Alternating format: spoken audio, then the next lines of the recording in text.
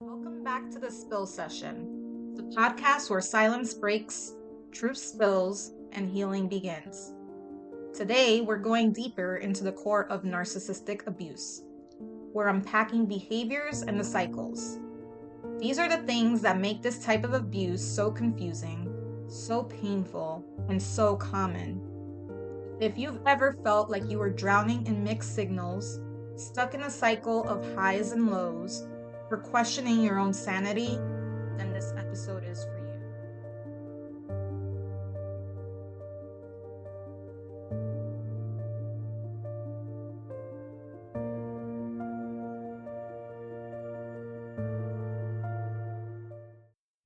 Let's start with the tactics. These are patterns many survivors recognize only after the damage has been done. They're subtle, manipulative, and often masked as love or concern. Gaslighting is one of the most insidious forms of emotional abuse. It's when the abuser makes you question your own memory and perception. You start to wonder if you're insane. You might hear things like, that never happened, you're being too sensitive, you always overreact, and you start to believe them. Gaslighting is definitely a big one for me in my life. Not only is it geared towards me, it's also he gaslights the kids too. Yeah, in my past, gaslighting was a big one too. And even after I got out of my narcissistic abusive marriage, I still felt gaslit with other people, generally speaking. So it does cause big traumatic effect in the sense that some of these linger. And we'll get into more of these traits and give you a basis for what they all are. But in future episodes, we want to get more into gaslighting specifically.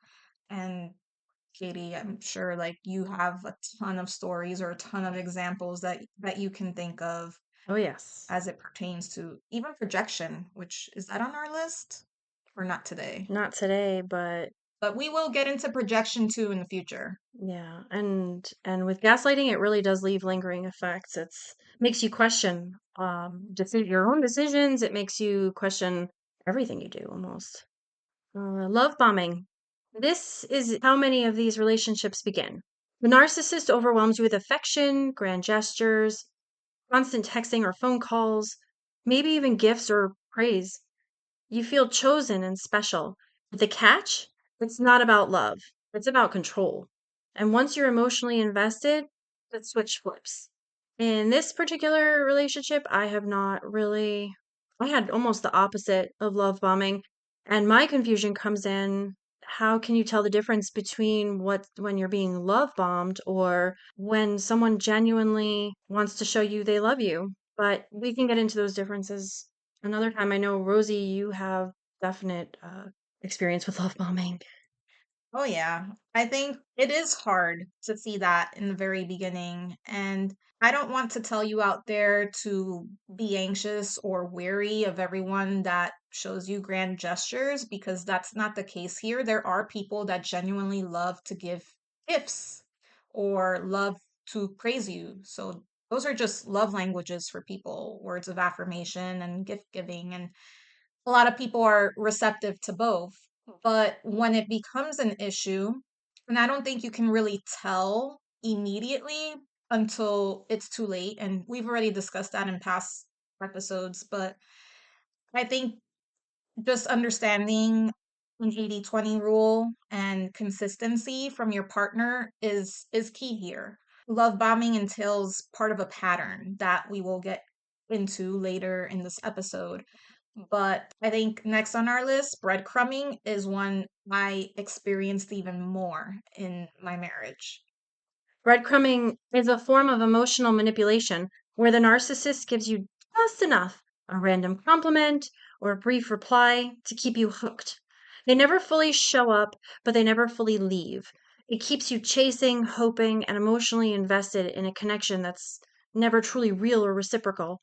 It's deliberate, it's addictive, and it's one of the hardest behaviors to break free from because it plays on your hope. And I feel like I've had experiences with that too, with this narcissist and even with other people. But when we're talking about narcissists, yeah, breadcrumbing is definitely something I've experienced. Devaluation. After the love bombing comes the unraveling. Criticism, mood swings, passive aggressive jabs. You feel like you can't do anything right. Yeah, I felt devalued a lot in my Mhm. marriage. And even before I got married to my ex-husband, I felt devalued. I think there was a lot prior to my experience with my husband, ex-husband, that contributed to me not seeing that as a red flag. I think I had a lot of low self-esteem. I felt unlovable. And I think we can talk about feeling unlovable and unworthy because Katie and I have both felt those ways. Katie unworthy, I unlovable. And there are some similarities, but they're not entirely the same. So because I felt unlovable most of my life, and I still struggle with that to this day, but I am happy to report that I am learning to love myself through some self work I am doing. But the devaluation brought me down even more and made me feel more unlovable. So it's been a challenge to overcome. And if you ever feel devalued in a relationship, I will ask you to please look inward and truly think about why someone that should love you make you feel that way. And in the case of a narcissist, it's because they don't truly love themselves and they also have low self-esteem. So in order to keep the power and stay in control, they need to devalue you. But we'll get more into that later. Yeah. I think for me, that's where I started to feel like I was the problem. I was taking the criticism personally and to heart. And yeah, since I already felt unworthy, yeah, he's right. But now I know better. There's also triangulation. This is when they bring another person into the dynamic, maybe an ex, a friend, a coworker, even your kids, to create jealousy or competition. You feel compared, insecure, destabilized. This was a hard one for me to wrap my head around. I really didn't understand it until I actually did realize there's different ways triangulation can look, whether it's making you feel jealous, bringing in a third person, which I know you've experienced, Rosie, Mhm. or bringing a child into it, telling them, well, what do you think? Am I wrong here? Or Mhm. aren't they the bad person? They're always complaining and crazy, aren't they? Mhm. I know there's many different ways that this could look.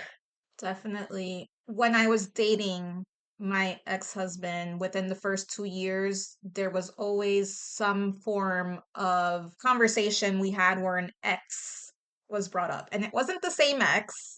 All of the exes were talked about. And so I always felt compared and I always felt like I wasn't enough.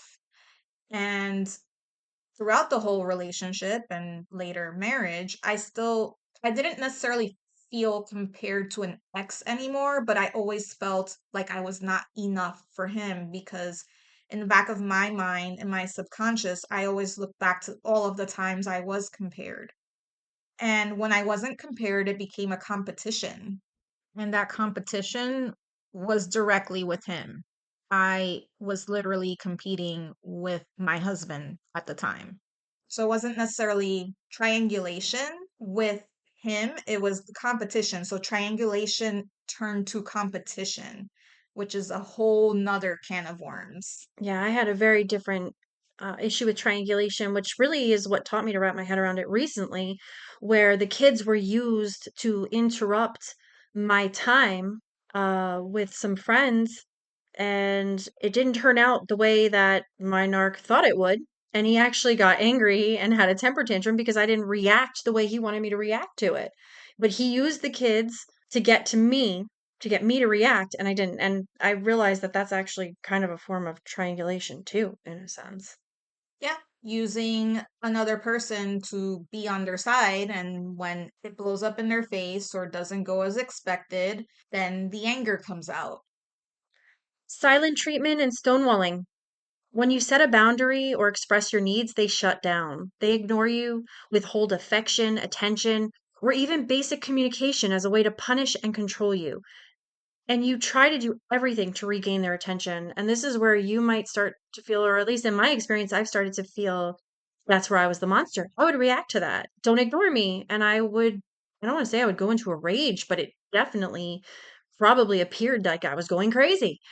And that's when I started to lose myself and behave in ways I didn't know. And it was actually pointed out to me that the reason I was reacting that way is because by him ignoring me while I was trying to express a concern that I needed to address with him in our relationship, he just stood there and completely ignored me. And I reacted to it. And it was pointed out to me that that is emotional abuse.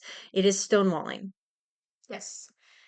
Yes, and I used to experience this quite often myself. Anytime I try to address an issue between us or as a family unit, and I would hear things like, not this again, and he would go in the literally, physically, into the complete opposite direction, just walk away from me, put himself in front of a computer because he was and probably still is, a computer geek in front of a TV, or just go into another room, play music, create music because it's a hobby of his, and just completely ignore me and make me feel like I was crazy. And it would bring me out of character because I would express anger in a sense of, I didn't want to be ignored. I didn't want to feel neglected. I was just trying to do everything in my power to get his attention, really. And because I have since learned that I am an extremely anxious person and get anxiously attached because all I've wanted my entire life is to feel loved, I would do anything to try to get that attention. And I think he would use that against me and try to keep the control by stonewalling me.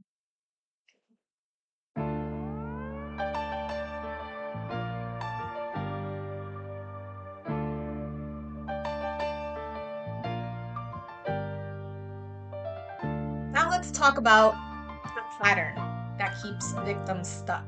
We talked a little bit about it with devaluation, but we'll get into the core of it. It sounds like this: idealization, devaluation, which we talked a little bit about, discard, and hoovering, like the vacuum.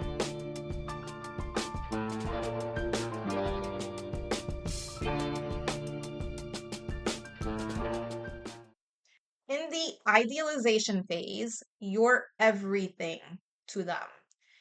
You feel like you finally found someone who sees you or hears you. For those of us carrying wounds from childhood, I'll say that was me. Feelings of not being enough, of being unlovable, or feeling unworthy. This stage feels like a breakthrough because someone is saying what you've been wanting to hear. You're perfect. You deserve more. Then comes the evaluation. Once they have you, they just have you. You're in their web, basically. The evaluation is where you're suddenly too much or not enough. You feel criticized, blamed, and constantly on edge. You start to walk on eggshells because you don't want to set your partner off. So if, you get upset and you've been upset enough times and get out of character like I used to, there were times where I'm like, you know what? I'm just going to leave this alone because I don't want him to have a temper tantrum with me or the kids. And once the kids were a little bit bigger, that's really what I started thinking more about. So I wasn't just anxious for myself, I was anxious for my kids. After the devaluation is the discard. So some victims experience this a little bit different.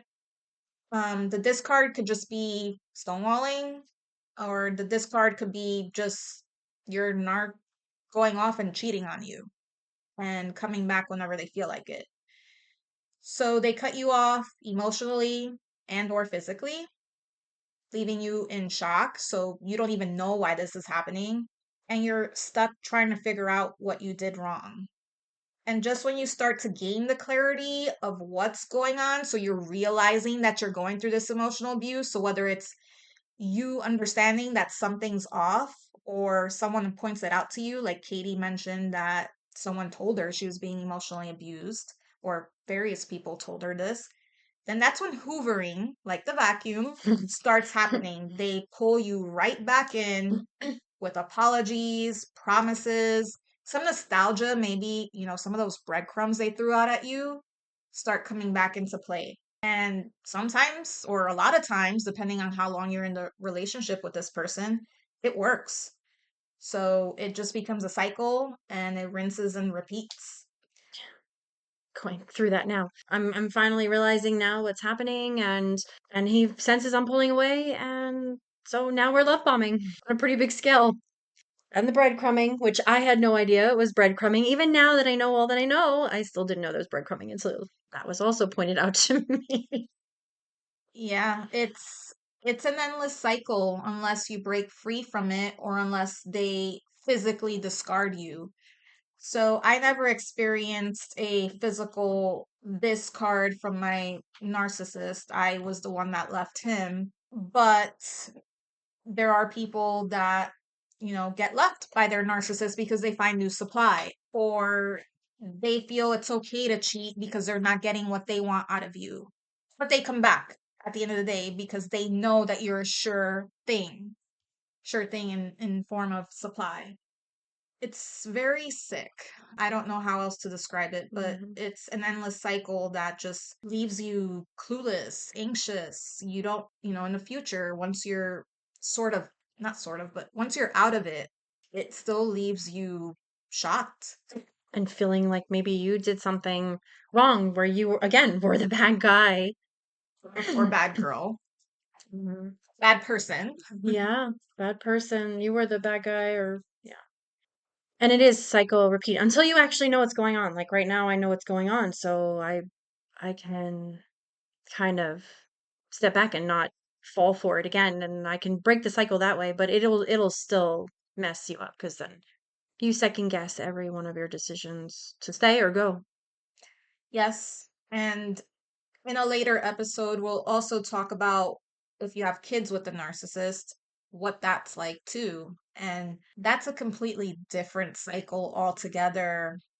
I'm in a situation that maybe some of you may be familiar with. It's called parallel parenting.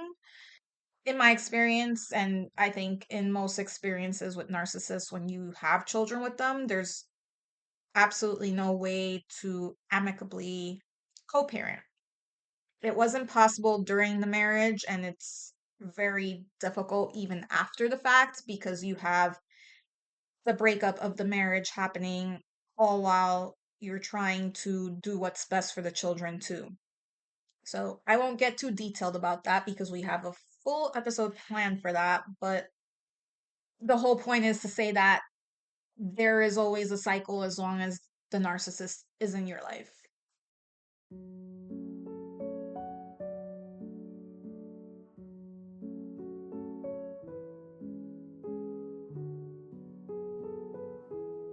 Let's take a breath.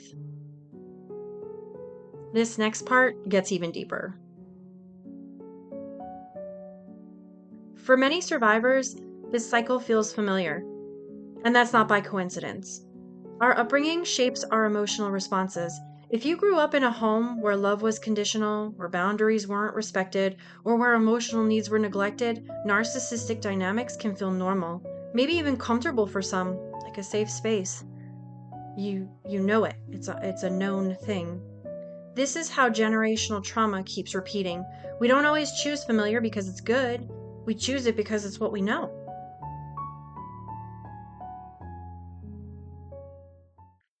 I actually was starting to look at a video this morning about how everyone is conditioned between the ages of 0 to 2. So typically, when you don't have any memories of anything, and your parents are your first conditioners, whether it's a healthy relationship with your parents or not, but you get conditioned to be anxious, you get conditioned to understand how to communicate, you get conditioned to push pull. And there was another one in there that she mentioned, but if your parents are the first example of how to deal with romantic partners or even friendships, and this is all you know, this is what you're going to keep repeating. And a lot of us don't understand that because we're not taught outside of what we're conditioned to do different perspectives. And unless you become open to the idea of understanding the different dynamics and perspectives and personalities of people and thinking outside of the box and understanding that there are different ways to do things and healthier ways to do things. You hear the usual communication is key. It's 50-50. And, in my own journey, I have realized that push and pull is probably more accurate.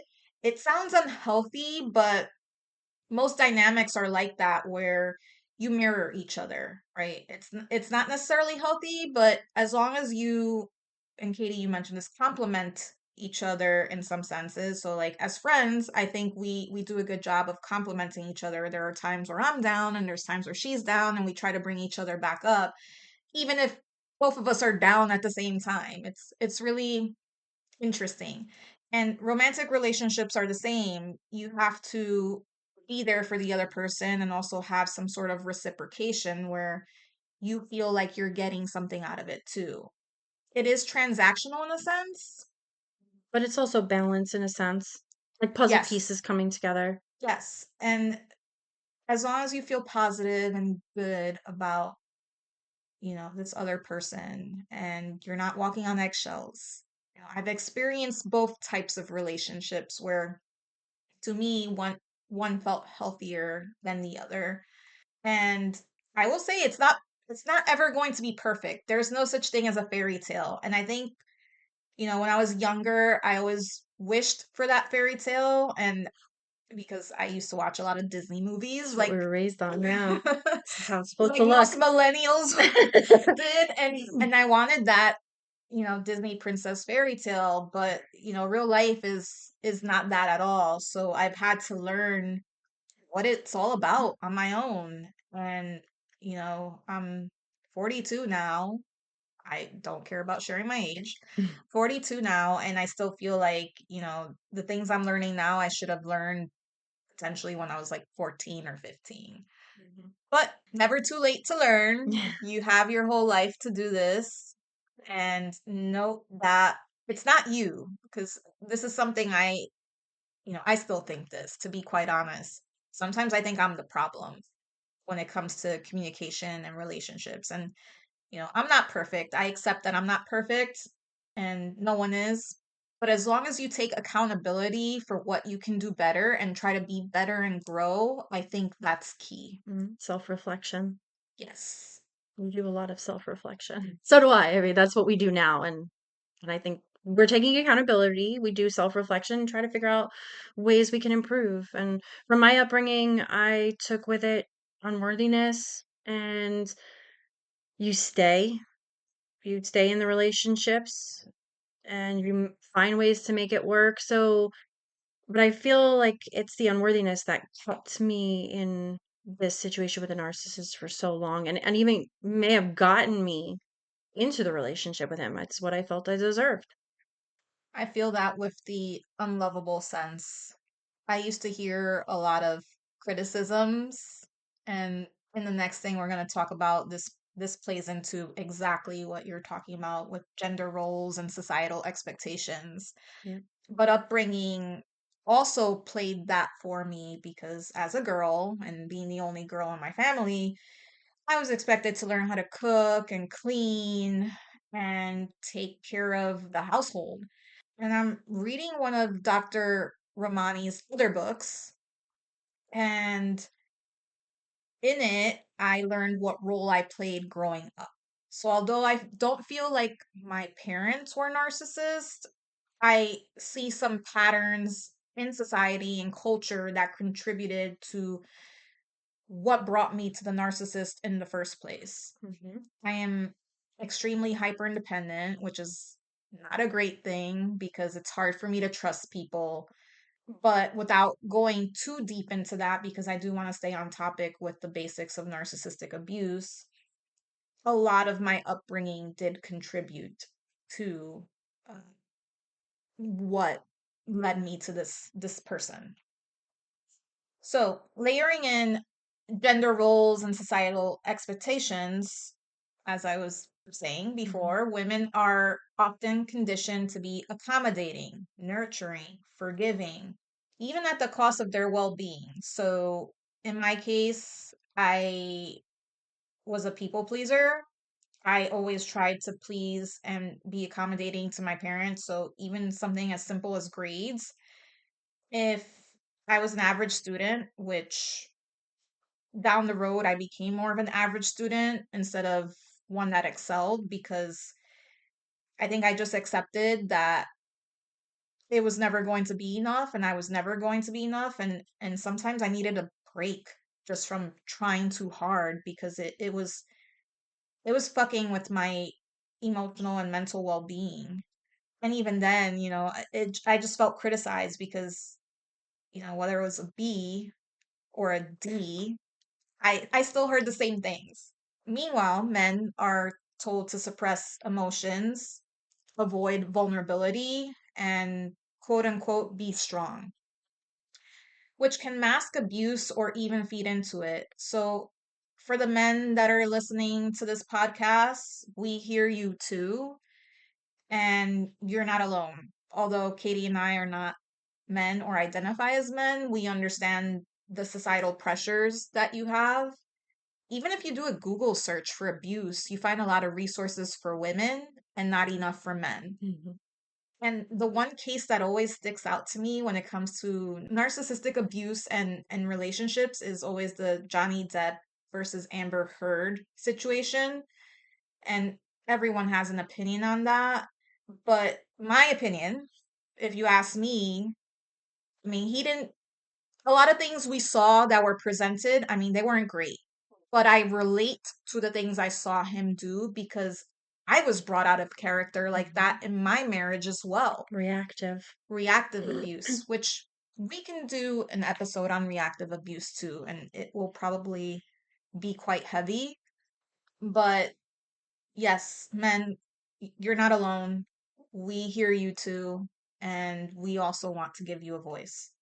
Society teaches us to endure, to protect family images. This is something I did very heavily. My ex-husband loves, loves, loves public attention and to post on social media.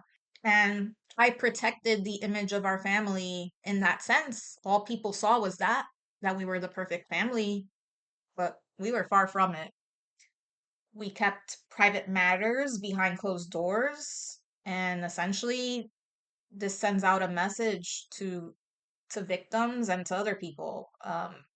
It silences us as victims and it protects the abusers, sadly. Yeah, I have recently too. Now that I'm making moves on this situation, I'm starting to tell more and more people, and they're surprised. And it's because I was masking the whole time, and that's what I call it. I call it masking. I pretended everything was fine, and he was the charming person they thought he was, and everything was fine. I was happy because no one would really understand, and maybe I was the bad guy, but also societal expectations. This is how it's supposed to be. So that's what I made it look like. Yeah, I think the generational gaps, Hmm. so between boomers, Gen Xers, millennials like us, and even Zoomers, Gen Z, view things vastly different. I think boomers weren't too far from their parents. Like the generational traumas that kept being repeated are still expected to be repeated. And I think in the last 30 to 40 years, so much has changed. Even with my brothers, both my brothers are from different generations. So me and my younger brother are both millennials, but my younger brother is a younger millennial. So I kind of have thoughts from both generations. My older brother's a Gen Xer. And I see with the Xers that they think kind of like boomers in a sense. Like they agree with a lot of the things that boomers portray, their thought process, how to raise kids. In conversations with my older brother more recently, now that I'm doing some self discovery, we disagree on a lot. And my younger, more millennial than me brother, I think I'm seeing his perspective more as I learn and dive deeper into all of these traumas. However, there are also some things I see in him that have been instilled in us as a family, where he even agrees with how my mother, because my father passed away when he was quite young, so he didn't really get to see that dynamic, but my mother has instilled in us.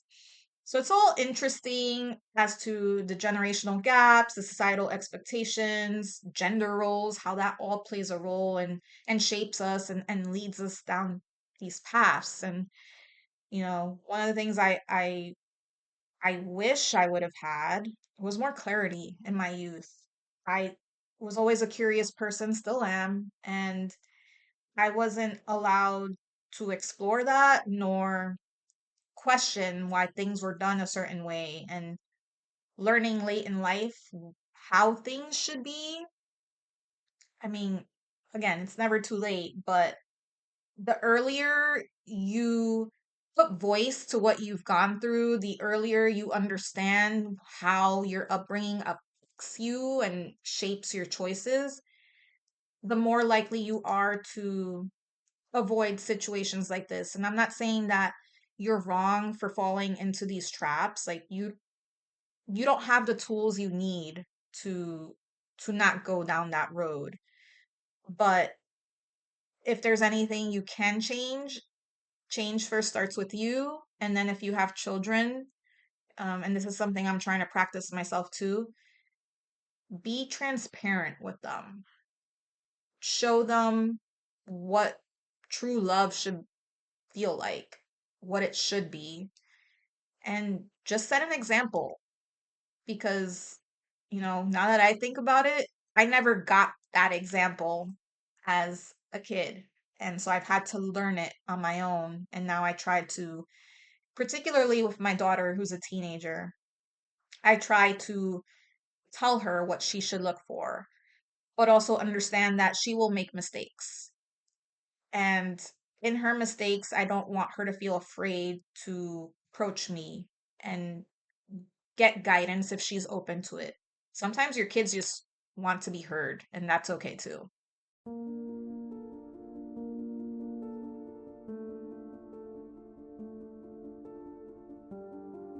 Yeah, narcissistic abuse isn't just a bad relationship. It's a deeply harmful psychological trap, and escaping it takes courage, support, and unlearning years of conditioning, and that goes for everyone involved, including kids. If anything in today's episode resonated with you, please know you are not weak, you are not overreacting, you are not alone. At the Spill Session, we're here to help you name the patterns, break the cycles, and rebuild the life you deserve. Until next time, stay grounded, stay gentle with yourself, and remember, healing isn't linear. Every step counts. And don't forget to follow us on Facebook, Instagram, TikTok, and the rest of our socials for updates or to drop a line. Let us know what you think. See you next week.